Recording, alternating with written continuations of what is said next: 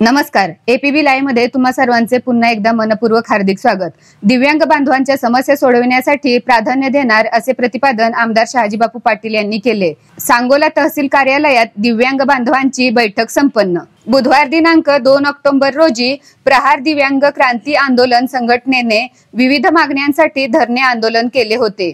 सदर आंदोलनाची दखल घेऊन आमदार शहाजीबापू पाटील यांनी दिव्यांग बांधवांच्या समस्या सोडविण्यासाठी काल गुरुवार दिनांक 3 ऑक्टोबर रोजी तहसील कार्यालय सांगोला येथे तहसील कार्यालय, सांगोला नगर परिषद, पंचायत समिती आणि पोलीस स्टेशन यांचे प्रमुख अधिकारी व दिव्यांग बांधव यांची संयुक्त बैठक आयोजित केली होती।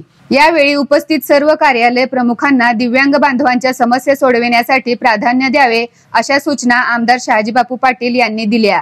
तसेच दिव्यांग भवनाचा प्रश्नही मार्गी लावण्याचे आश्वासन दिले। त्यासाठी लागणारा निधी अजिबात कमी पडू देणार नाही अशी ग्वाही आमदार शहाजीबापू पाटील यांनी दिली। सर्वप्रथम प्रहार दिव्यांग क्रांतीचे तालुका अध्यक्ष सतीश दिडवाग यांनी दिव्यांग बांधवांना स्वतंत्र शिधापत्रिका, ग्रामपंचायतींनी 5% निधी खर्च करावा आणि इतर समस्या सांगितल्या। त्यावर आमदार शहाजीबापू पाटील यांनी संबंधित अधिकारी यांना दिव्यांग बांधवांच्या कोणत्याही प्रकारच्या अडचणी असल्यास त्या प्राधान्याने सोडवाव्यात अशा सूचना दिल्या।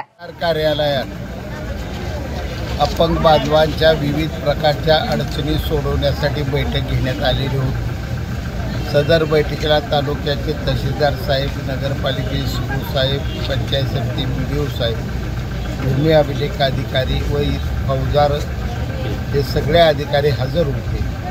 अपंगाच्या नेतृत्व करणाऱ्या नेत्यांनी त्यांचे सर्व प्रश्न मांडले।